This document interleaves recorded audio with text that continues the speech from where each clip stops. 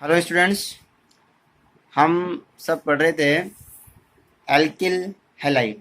Alkyl मोनोहैलाइड हमने complete कर लिया है। फिजिकल प्रॉपर्टी, केमिकल प्रॉपर्टी हमने सब डिस्कस कर ली है।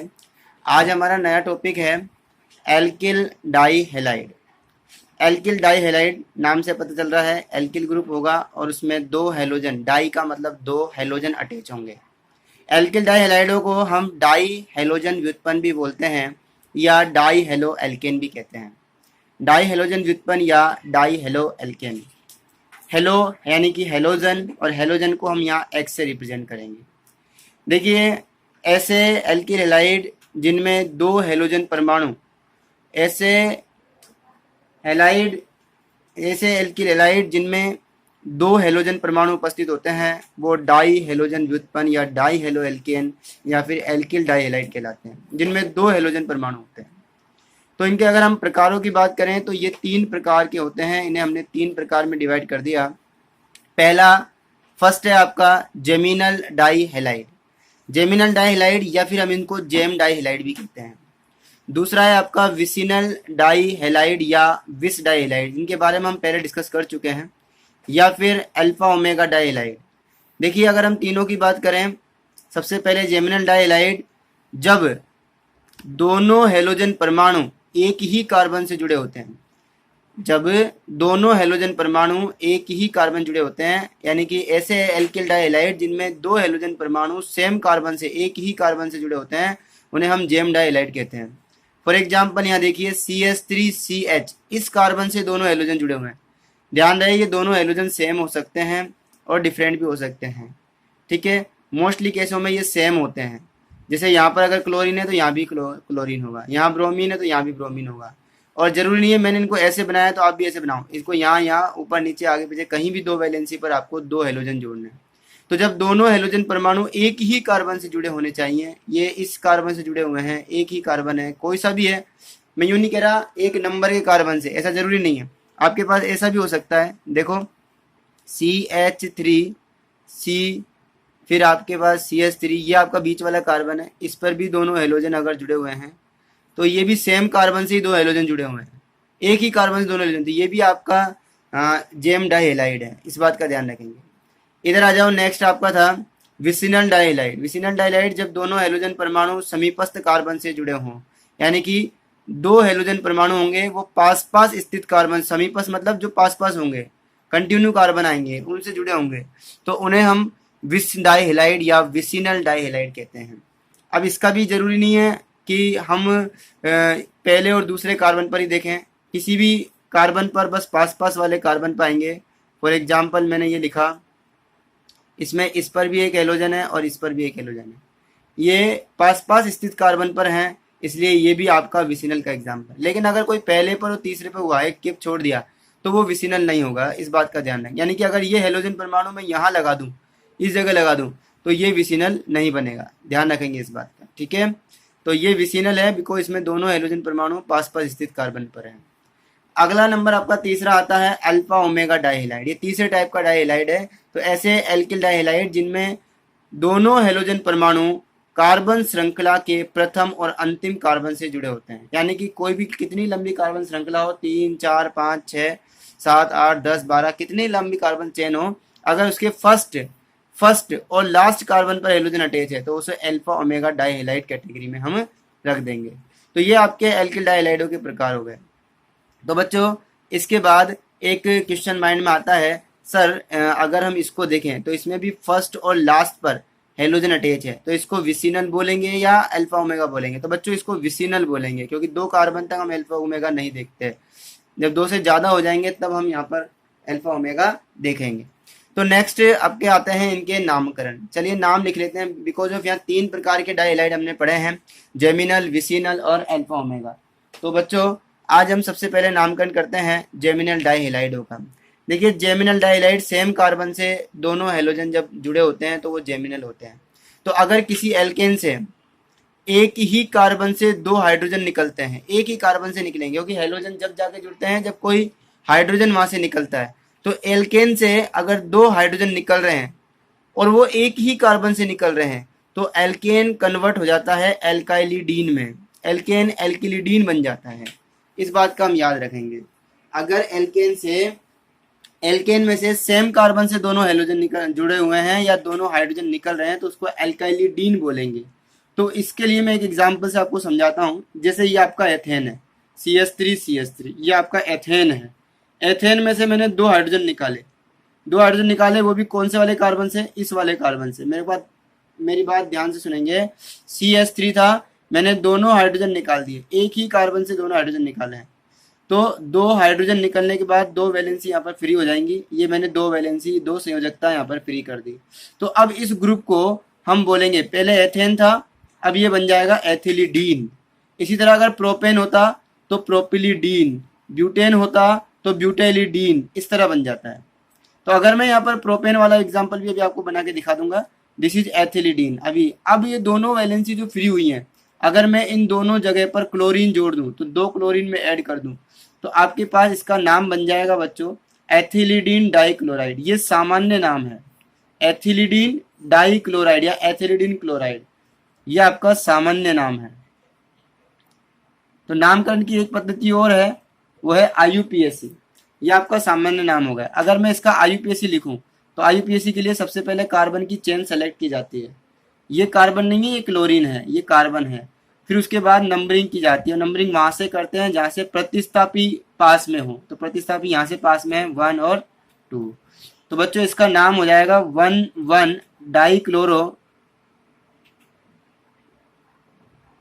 1,1 डाइक्लोरो और 2 कार्बन के लिए हम एथेन लिखते हैं, एथेन। तो 1,1 डाइक्लोरो एथेन, ये आपका IUPAC नाम है। मैं आपको इसका एक एग्जांपल और बताता हूँ। दैट इज 3 कार्बन वाला है, CH3 CH2 CH3। बच्चों ये प्रोपेन है, अगर मैं इसमें से 2 हाइड्रोजन सेम कार्बन से निकालता हूँ, चाहे मैं इससे निकालूं चाहे मैं इससे निकालूं, मैं अभी आपको बीच वाले से निकाल के दिखाता हूँ।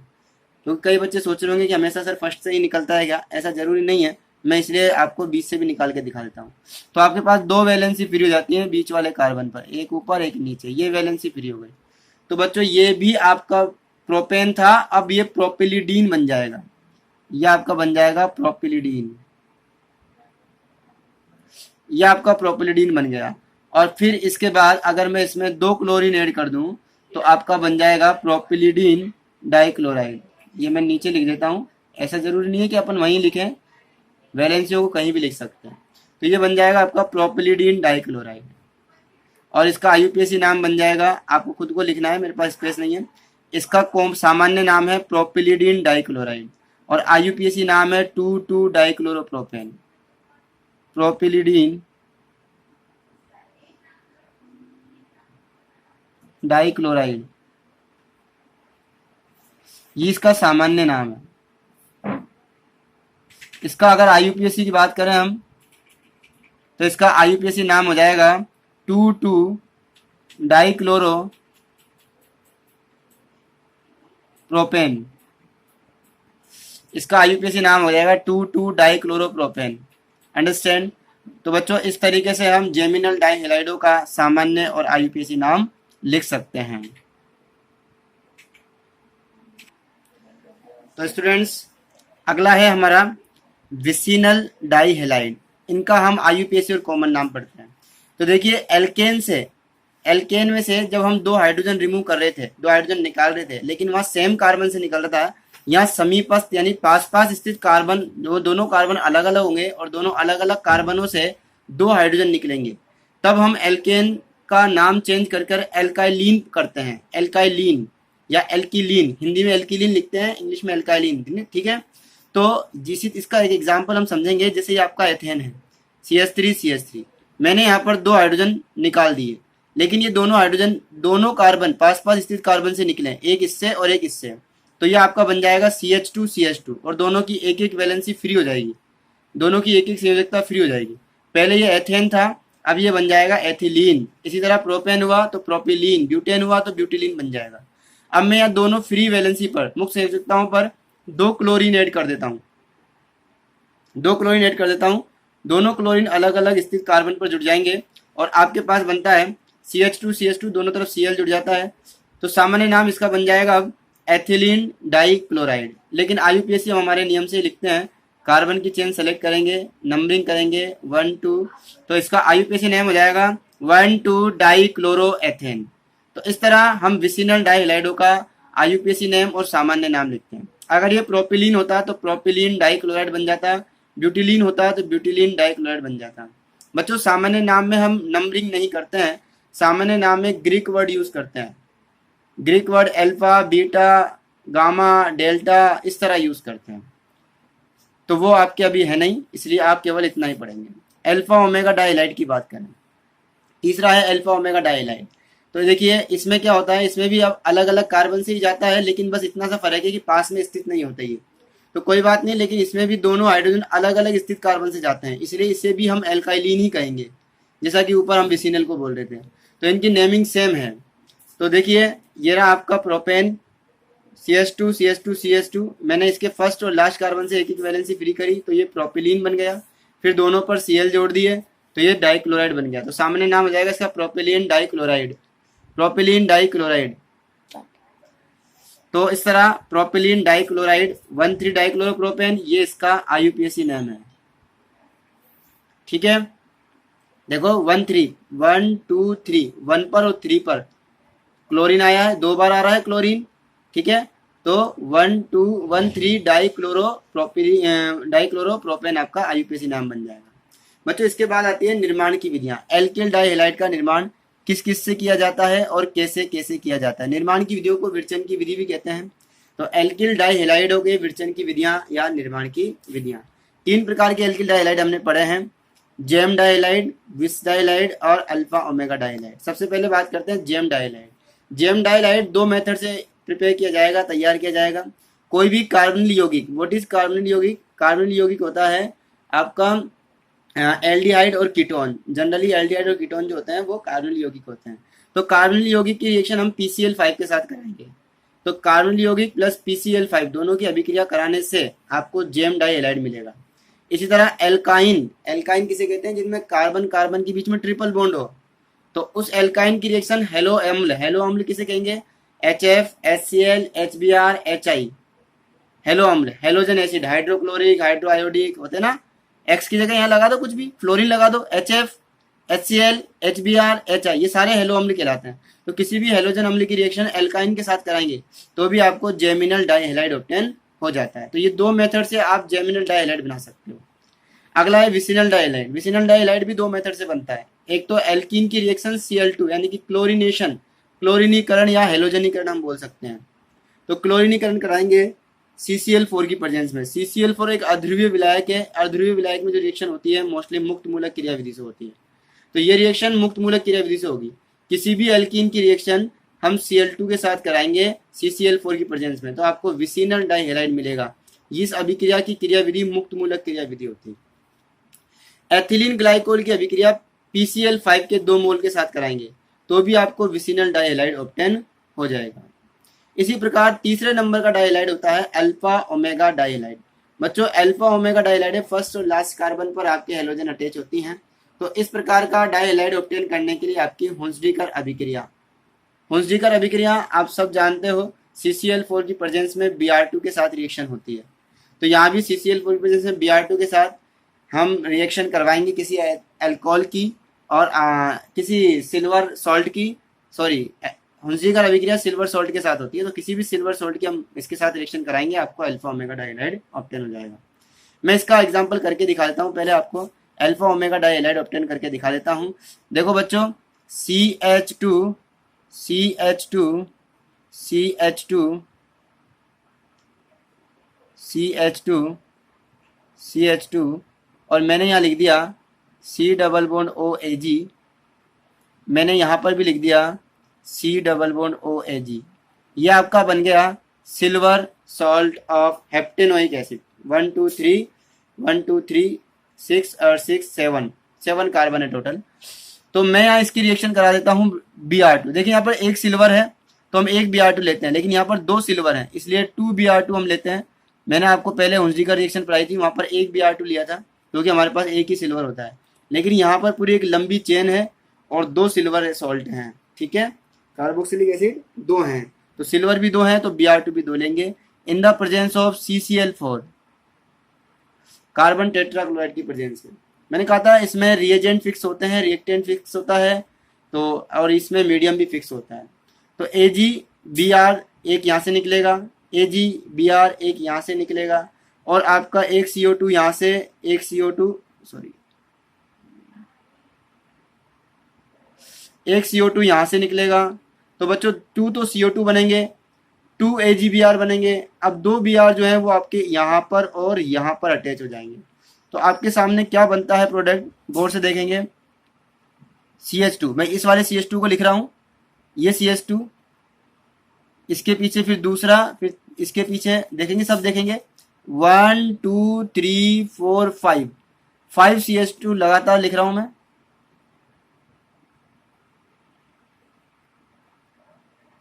और इन दोनों से, यहां से ये बॉन्ड ब्रेक होने के बाद इन दोनों से आपका Br अटैच हो जाता है। तो एक Br ये रहा, एक Br ये रहा, फर्स्ट और लास्ट कार्बन पर Br जुड़े हुए हैं, तो ये अल्फा ओमेगा डाइहाइलाइड बन गया। ठीक है, दोनों Ag 2 Br के साथ 4 Br है टोटल, 2 Br यूज हो गए, 2 बच रहे हैं, तो आपके पास यहाँ बन जाएगा प्लस में, साथ में 2 AgBr,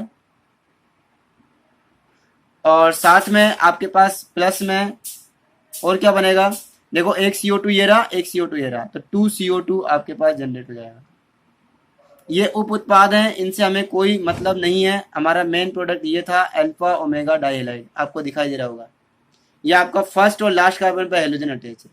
तो इस तरह हुंसडीकर अभिक्रिया से हम अल्फा ओमेगा डाई, ये अभिक्रिया हुंसडीकर अभिक्रिया है, because Br2 CCl4 silver salt of carboxylic acid, मैंने बताया था आपको, silver salt of carboxylic acid react with the Br2।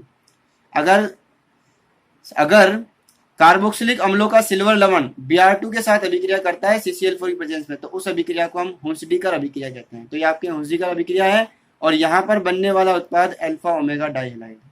तो इस तरह हुंसडीकर अभिक्रिया से अल्फा ओमेगा डाइहाइलाइड ऑब्टेन करते हैं।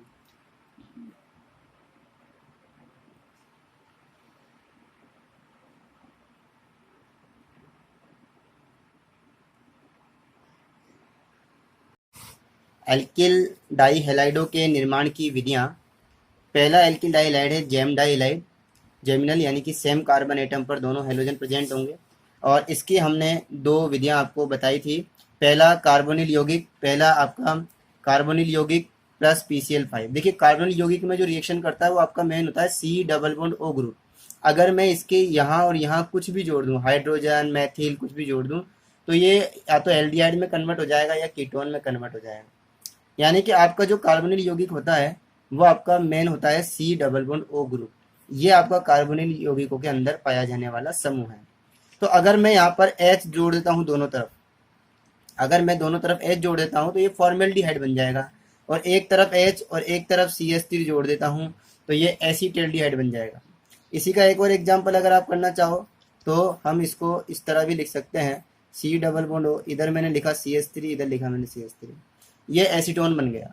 तो ये कार्बोनिल यौगिक होते हैं। यानी कि मैंने आपको बताने का मकसद ये है कि कार्बोनिल यौगिकों में ये CO ग्रुप, इस ग्रुप से मतलब होता है हमें, और यही ग्रुप आपका अभिक्रिया करता है। बाकी इसके इर्द गिर्द जुड़े समूह एज इट इज यानी कि ऐसे कैसे चलते हैं। तो बच्चों C double bond O PCl5 से रिएक्शन करेगा, PCl5 से रिएक्शन करेगा, और यहाँ पर ये डबल बॉन्ड O जो है वो P के साथ जुड़कर POCl3 बना देगा, POCl3। यानी कि अभी भी 2 Cl कम है, जो दोनों Cl इस कार्बन की इन दोनों वैलेंसियों से अलग अलग जुड़ जाएंगे। आपके सामने ये प्रोडक्ट ऑब्टेन हो जाएगा। बच्चों यहाँ 2 वैलेंसी फ्री है। मैंने कहा था कि जो पीछे ग्रुप लगे होते हैं वो एज इट इज इससे जुड़ जाते हैं। तो यहाँ पर H और यहाँ CH3 लगे हुए हैं, तो CH3 CH और इस पर 2 Cl जुड़े हुए हैं, CH3 CH Cl2, ये आपके पास बन गया। यानी कि ये आपके पास बना है 1,1 डाइक्लोरोएथेन, ये आपके पास बना है 1,1 डाइक्लोरोएथेन। चाहो तो आप इसका नाम इस तरह लिख सकते हो, ये आपके पास पहला कार्बन, ये आपके पास दूसरे कार्बन, 1 कार्बन पर दोनों क्लोरीन प्रेजेंट है, ये H इसी के साथ जुड़ा रहता है। तो 1,1 डाइक्लोरो, दिस इज एथेन, इसका नाम है 1,1 डाइक्लोरो एथेन। तो एक ही कार्बन पर दोनों हेलोजन आ रही है, इट मीन्स ये जेम डाइहाइलाइड है। बच्चों एक बात ध्यान रखने वाली बात यह है कि अगर यहाँ पर इसके पीछे दोनों CH3 ग्रुप लगे होते हैं तो यहाँ दोनों CH3 लग जाता, फिर आपके पास 1 2 3 तीन कार्बन की चेन होती है और ये 2 डाइक्लोरोप्रोपेन बन जाता है। ठीक है, मैं इसको छोटा सा करके दिखा देता हूँ। यहाँ पर ये मैंने PCl5 के साथ रिएक्शन कराई, वापस POCl3 साथ में बनेगा और आपके पास ये, मैं इस प्रोडक्ट को यहाँ बना देता हूँ।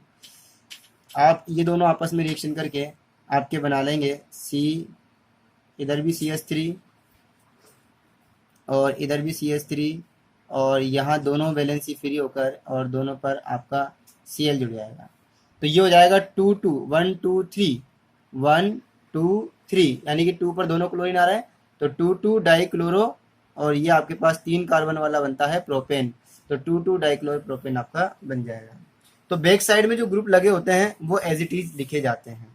तो ये हो गया जेम डाइहाइड्रो का निर्माण कार्बोनिल यौगिक प्लस PCl5 के साथ एल्काइन प्लस हेलोजन अम्लों से। सेकंड आपका मेथड है, इसी में जेम डाइहाइड्रो का एल्काइन की रिएक्शन हेलोजन अम्लों से कराते हैं। एल्काइन यानी कि कार्बन कार्बन के बीच में ट्रिपल बॉन्ड, ये आपका एल्काइन है, दैट इज प्रोपाइन। आपको दिखाई दे रहा है इसमें ये कार्बन कार्बन के बीच में ट्रिपल बॉन्ड है। बेटा मैंने आपको पहले भी बताया था कि यहाँ पर जब भी डबल बॉन्ड और ट्रिपल बॉन्ड पर हाइड्रोजन अम्लों का, हेलो अम्लों का, हाइड्रोजन अम्ल भी बोल सकते हैं इनको, हेलोजन अम्ल भी बोल सकते हैं, एडिशन कराया जाता है, योग कराया जाता है, तो मार्कोनिकोफ और एंटी मार्कोनिकोफ, मार्कोनिकोफ और प्रति मार्कोनिकोफ नियम से कराया जाता है। यहाँ पर हमें मार्कोनिकोफ रूल्स के अकॉर्डिंग काम करना, according to Markovnikov rule. Markovnikov नियम के अनुसार हम जानते हैं कि हेलोजन आपका उस कार्बन पर जुड़ेगा जिस पर कम से कम हाइड्रोजन है, यानी कि इन दोनों में से आपको चेक करना है कि डबल बॉन्ड और ट्रिपल बॉन्ड वाले कार्बन, एक ट्रिपल बॉन्ड है तो ट्रिपल बॉन्ड वाले कार्बन में से किस कार्बन पर हाइड्रोजन कम है, तो इस पर हाइड्रोजन कम है, जिस पर हाइड्रोजन कम है उस पर X जुड़ेगा, जिस पर हाइड्रोजन ज़्यादा है उस पर H जुड़ेगा, यानी कि आपका X है इधर और आपका H इस पर जुड़ेगा। यह आप ध्यान रखेंगे, मार्कोनिकोफ रूल्स में हमेशा कम हाइड्रोजन वाले पर हेलोजन और ज़्यादा हाइड्रोजन वाले पर हाइड्रोजन ही जुड़ती है। ठीक है, तो यहाँ पर 2 बार इसका एडिशन होगा, दोनों बार ही ऐसा होगा, तो आपके पास CH3C, इस पर दोनों बार आपके X जुड़ गई है और देखो ये है यहाँ जुड़ी हुई है, ध्यान रखेंगे CH3C X दोनों जुड़ गई और इसके बाद CH पर 2 H और जुड़ गए तो ये आपके CH3 बन गया। तो इस तरह आपके एक ही कार्बन पर दोनों हेलोजन एटम अटैच हुई हैं, तो ये भी आपका जेमिनल डाइहैलाइड है, सेम ऐसा ही है ये भी। चलिए नेक्स्ट मैं इसका एक एग्जांपल और लेके दिखाता हूँ, जैसे CH ट्रिपल बॉन्ड CH है तो यहाँ पर भी 2HX का ऐड करना है। तो बच्चों ये दोनों ही कार्बन पे हाइड्रोजन सेम है, तो यहाँ किसी पर भी आप हेलोजन जोड़ सकते हो। ठीक है, तो हम यहाँ पर एक ही कार्बन पर आपको हेलोजन जोड़नी है दोनों बार, तो दोनों हेलोजन इस पर आपने जोड़ी, ट्रिपल बॉन्ड आपका सिंगल बॉन्ड में कन्वर्ट हो जाएगा। मैंने इस कार्बन पर दोनों हेलोजन जोड़ दी तो CX, ये दोनों हेलोजन इस कार्बन पर जुड़ चुकी हैं, ट्रिपल बॉन्ड है, सिंगल बॉन्ड में कन्वर्ट हो गया, 2 हाइड्रोजन अब इसके पीछे वाले कार्बन पर जुड़ जाएगी तो टोटल 3 हाइड्रोजन हो जाएगी, यानी कि आपके पास हो गया CH3CHX2, ये भी आपका जेमिनल डाइहैलाइड है। आगे बात करते हैं विसिनल डाइहैलाइड कैसे ऑब्टेन होता है। जेमिनल डाइहैलाइड को ऑब्टेन करने के तरीका हमने बता दिए, अब आगे देखते हैं विसिनल डाइहैलाइड कैसे ऑब्टेन होता है। तो विसिनल डाइहैलाइड को हम एल्कीन की रिएक्शन Cl2 के साथ करा देते हैं, यानी कि हेलोजिनेशन करा देते हैं, हेलोजनीकरण करा देंगे एल्कीन का CCl4 की प्रेजेंस में। ये अभिक्रिया मुक्त मूलक क्रिया विधि से होती है। तो यहाँ पर कुछ नहीं करना, Cl2 के दोनों Cl डबल बॉन्ड के दोनों तरफ इजीली जुड़ जाते हैं, तो ये डबल बॉन्ड सिंगल बॉन्ड में कन्वर्ट हो जाएगा, एक Cl यहाँ और एक Cl यहाँ जुड़ जाएगा। बहुत ही सिंपल वे है, बहुत ही सिंपल वे है।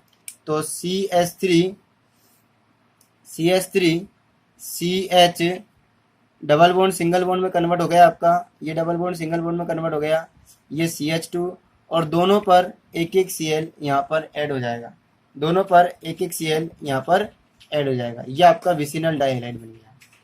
तो बच्चों कुछ नहीं करना है, यहाँ पर आपके हेलोजन को ब्रेक करना है और डबल बॉन्ड को सिंगल बॉन्ड में कन्वर्ट करके दोनों की तरफ एक एक हेलोजन ऐड कर देनी है। ये आपका विसिनल डाइहैलाइड एल्कीन से बन गया। तीसरा इसी का सेकंड मेथड है एथिलीन ग्लाइकोल प्लस PCl5, इससे भी हम विसिनल डाइहैलाइड बना सकते हैं। तो इससे हम विसिनल डाइहैलाइड कैसे बनाएंगे, एथिलीन ग्लाइकोल क्या होता है, एथिलीन CH2 को बोलते हैं और इस पर दोनों तरफ OH लगा हुआ है। अगर आपको याद हो तो हम OH देखते ही हम PCl5 की जब रिएक्शन कराते हैं तो OH को हटाते हैं और Cl को लगाते हैं।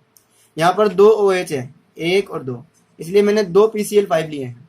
तो दोनों PCl5 दोनों OH को हटाकर इनकी जगह Cl लगा देंगे, तो आपके पास CH2 और Cl और Cl। ठीक है, अब साथ में हम जानते हैं जब PCl5 और अल्कोहल की रिएक्शन होती है तो साथ में आपके पास POCl3 और HCl भी बनते हैं।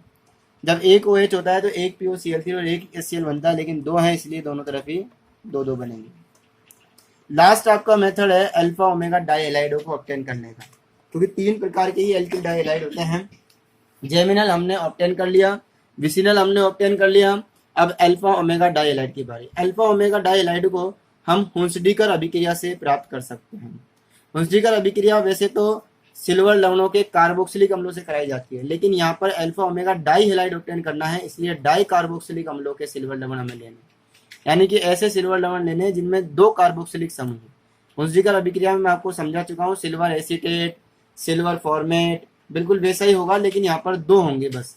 तो मैं एक एग्जाम्पल करके दिखाता हूँ, ध्यान से देखिएगा। जैसे मेरे पास है CH2 C double bond OAG, ठीक है, फिर ये पीछे की तरफ और जुड़ा हुआ है, पीछे की तरफ और जुड़ा हुआ है CH2, फिर और जुड़े हुए हैं CH2, फिर और जुड़ा हुआ है CH2, और फिर C डबल बॉन्ड OAG।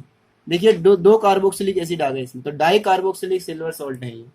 ठीक है, इनकी रिएक्शन हम 2Br2 के साथ कराते हैं। वहाँ एक Br2 था, यहाँ 2Br2, बिकॉज दो सिल्वर हैं इसलिए दो। और यहाँ भी रिएक्शन वही CCl4 की प्रेजेंस में होगी, कार्बन टेट्राक्लोराइड की प्रेजेंस में। एक बेहतर सॉल्वेंट है ये, एक बेहतर विलायक है ये। इसमें जो रिएक्शन होती है मोस्टली फ्री रेडिकल मैकेनिज्म से होती है, तो ये भी फ्री रेडिकल मैकेनिज्म यानी कि मुक्त मूलक क्रिया विधि से संपन्न होती है। तो बच्चों एक Ag एक Br, एक Ag एक Br, तो टोटल 2 AgBr आपके पास बनेंगे। इसी तरह एक CO2 ये रहा, एक CO2 ये रहा, तो टोटल 2 CO2 बनेंगे। अब बचे दो Br, एक Br यहाँ अटैच हो जाएगा, एक Br यहाँ अटैच हो जाएगा, तो आपके पास कुछ इस तरीके का बन जाता है। देखेंगे सब, CH2 ये Br जुड़ गया, पीछे के साइड के बैक साइड के आपके पास एज इट इज हैं, एक Br यहाँ जुड़ा है, एक Br यहाँ जुड़ा है, तो ये आपके पास फर्स्ट और लास्ट कार्बन पर Br जुड़ गया, हैलाइड जुड़ गया, that is alpha omega dihalide, butylene dibromide. ठीक है, प्लस और क्या बना साथ में 2 AgBr बनेंगे। और क्या बनेगा साथ में आपके पास अगर हम देखें तो एक CO2 यहाँ से, एक CO2 यहाँ से, यानी कि 2 CO2 आपके पास साथ में बनेंगे। तो ये बाई प्रोडक्ट है, मेन प्रोडक्ट आपका ये होता है। अगर आप गौर से देखो फर्स्ट और लास्ट कार्बन पर आपके हेलोजन प्रेजेंट है, इसमें इट मीन्स ये अल्फा ओमेगा डाइहाइलाइड है। तो अभी हमने आज डिस्कस किया है कि आखिर एल्किल डाइहाइलाइडों को हम कैसे कैसे प्राप्त कर सकते हैं। एक बार फिर से रिपीट कर सकता हूँ, देखेंगे सबके सब कि जेमिनल डाइहाइलाइड को हम कार्बोनिल यौगिक की रिएक्शन PCl5 के साथ और एल्काइनों की रिएक्शन हेलोजन अम्लों के साथ प्राप्त करा सकते हैं। कार्बोनिल यौगिक CO group C double bond O group PCl5 के साथ करेगा, दोनों बॉन्ड से दोनों आपके हेलोजन जुड़ जाएगी, POCl3 साथ में निकलेगा। इसी तरह एल्काइनों से हेलोजन अम्लों की रिएक्शन कराएंगे तो हेलोजन जो है वो आपके लेस हाइड्रोजन वाले कार्बन पर जुड़ जाएगी, एल्काइन जो है वो एल्केन में कन्वर्ट हो जाएंगे, ट्रिपल बॉन्ड सिंगल बॉन्ड में कन्वर्ट हो जाएगा। मार्कोनिकॉफ रूल से अपन ये काम करेंगे। इसी तरह विसिनल डाइहाइलाइड भी दो विधियों से प्राप्त किया जा सकता है, एल्कीन की रिएक्शन Cl2 के साथ CCl4 की प्रेजेंस में, और एथाइलिन ग्लाइकोल की रिएक्शन PCl5 के साथ। पहली रिएक्शन मुक्त मूलक क्रिया विधि से होती है, Cl2 को दोनों Cl डबल बॉन्ड के आसपास वाले कार्बनों से एक एक जोड़ देना है, डबल बॉन्ड को सिंगल बॉन्ड में कन्वर्ट कर देना है। एथिलीन ग्लाइकोल के दोनों OH को Cl में कन्वर्ट कर देना है, दो PCl5 के साथ रिएक्शन कराएंगे, दो ही POCl3 बनेंगे, दो ही HCl बनेंगे। और अल्फा ओमेगा डाइहाइलाइड जो है वो हुंसडीकर रिएक्शन से आप प्राप्त कर सकते हो, जो कि अभी हमने डिस्कस किया था।